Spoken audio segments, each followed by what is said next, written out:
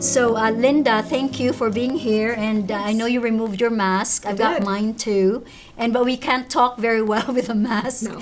And so we've got to take them off, but we are appropriately distanced here. Linda, the first big question, how bad is the budget situation? I think about this every day. When will the legislature tell us what our budget looks like for next year?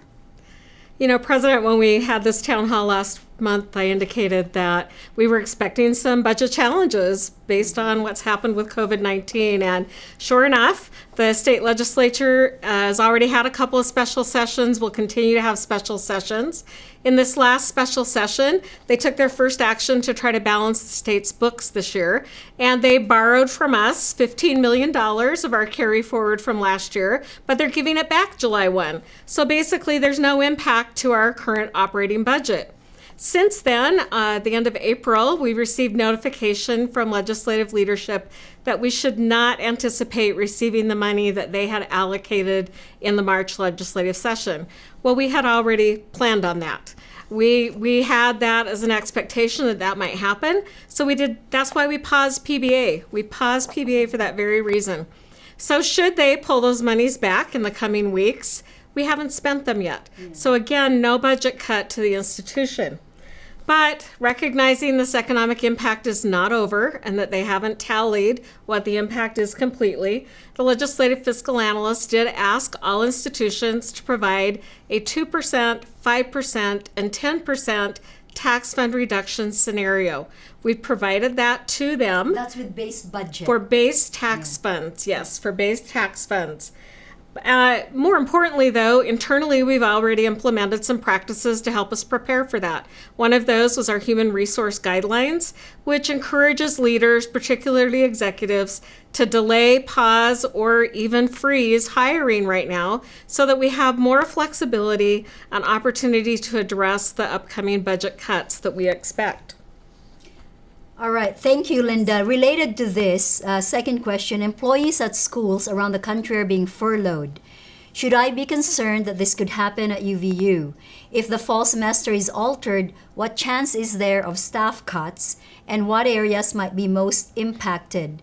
Will voluntary unpaid leave be an option to keep the books in balance? So those are great questions. You do not have to look very far to find universities or other businesses that are requiring their employees to take unpaid leave so that they can balance their books. Those unpaid leaves, though, are temporary and short-term actions. They don't provide the ongoing base reductions that might be needed. Fortunately, at UVU, we have some reserves and some contingencies that we hold for these very situations. So I don't expect any of our employees to be required to take unpaid leave. That said, however, as you know, we've been paying mostly part-time staff and student employees who have not been able to work remotely or work on campus since we moved off campus the end of March. We've been paying them and are paying them through the end of May. Right now, the provost and the vice presidents are reviewing with their leaders each of the individuals classified in Category 3 to identify who could be moved to Category 1, meaning they could return to work on campus, or could be removed to Category 2, meaning they could work remotely. Those remaining Category 3 employees who cannot perform their work on campus because those areas may not be open, or we're not going to be able to comply with the health guidelines related to those areas, or who can't work remotely by early June will most likely be furloughed with the intent that they will return to work as UVU operations scale up and reopen. Supervisors working in conjunction with human resources will be communicating with impacted Category 3 employees in the coming days. Thank you, Linda. Will UVU full-time employees still be getting their $300 annual increase to cover the rise in healthcare costs this year? This may want to be a quick answer. Absolutely. Yes. And that will be effective on July 1, and full-time employees will see that in their July 31st paycheck. That's great. That's good news for us. Yes. Will there be a grace period as employees return to campus for those who had to remove children from childcare to find new services? So that's a great question as well, and I know that it's one that's on the minds of many of our employees. Vice President Peterson is going to answer a number of questions about reopening campus and the idea of bringing employees back to campus in phases. This will provide time for supervisors to work with their individual employees to understand their situation and the needs of operations on campus so that we can both try to meet the personal situation as well as our operational. But really importantly is the federal government provided through the Families First Coronavirus Response Act, FFCRA, emergency paid sick leave, and emergency FMLA.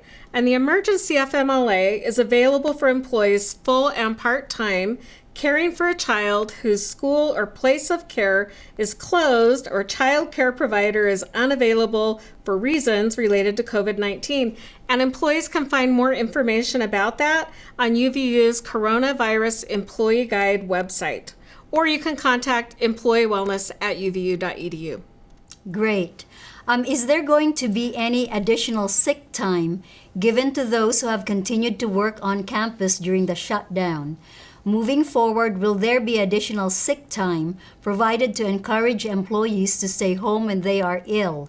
1 sick day a month isn't enough, and most illnesses last longer than 3 days, and we should only return once we are symptom-free.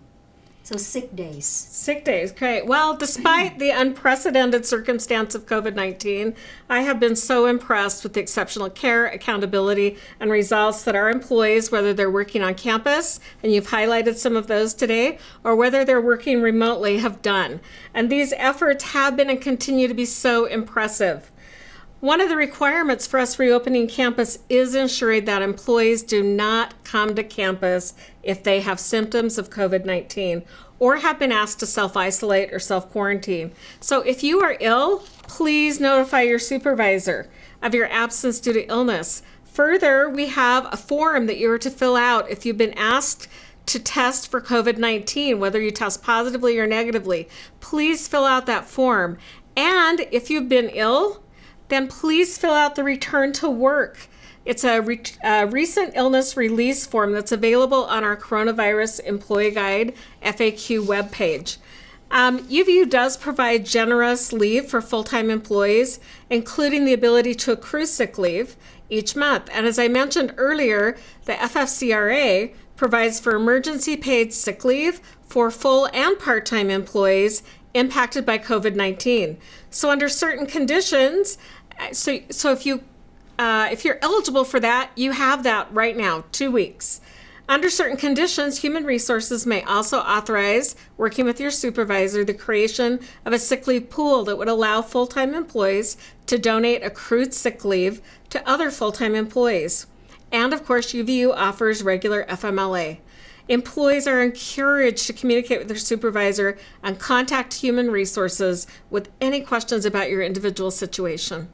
I know that's a lot of information to digest, and I think the most important thing is if you have any confusion about sick leave and whether you should show up or not, please do not hesitate to communicate with your supervisor directly or with somebody in HR.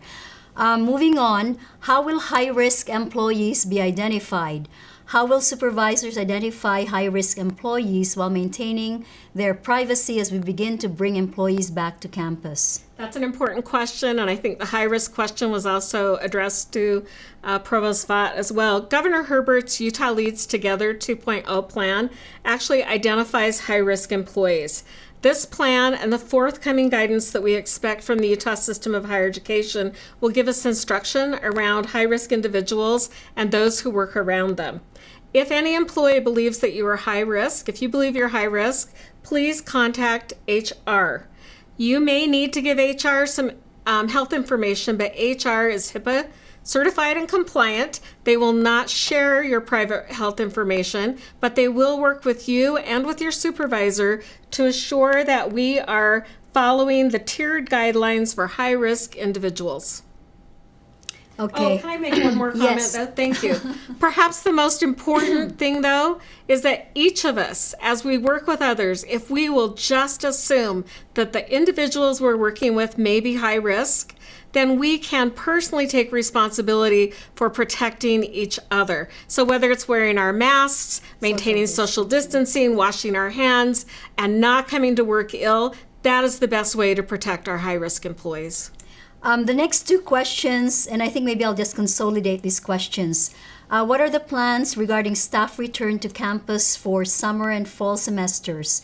It would be easier for individual offices and departments to more efficiently coordinate student retention if we had a committed semester-by-semester plan. Living in a state of university indecisiveness is not helping our retention efforts. Then the final question is related to that. Will staff who are capable of working from home be permitted to continue to do so throughout the summer while UVU is mostly online, and even if governmental restrictions are lifted? That's a lot of concerns about how am I going to be working over the summer. So first of all, I just want everyone to know that the provost and the vice presidents are working carefully with each of our leaders to identify the unique needs and opportunities to return to campus in our own areas. And those plans are coming together right now so that we can make sure that we're returning safely. That said, and I know I keep referring to Governor Herbert's plan, but whether we are in orange or in yellow, there's not a lot of difference. In orange, employees operate remotely as possible. In yellow, employers encourage flexible working arrangements, including rotating shifts and remote work. So our main concern is to make sure that employees can return to campus while we're complying with health guidelines and social distancing. But I would expect over the coming months that many of the employees that are currently working remotely will continue to work remotely until directed by their supervisor. That's great. Thank you, Linda. There's actually another question related to this, and if we have time at the end, I will try to address this final question about remote work because the implications are bigger for what the new normal is going to be. So please join me in thanking Vice President Linda Makin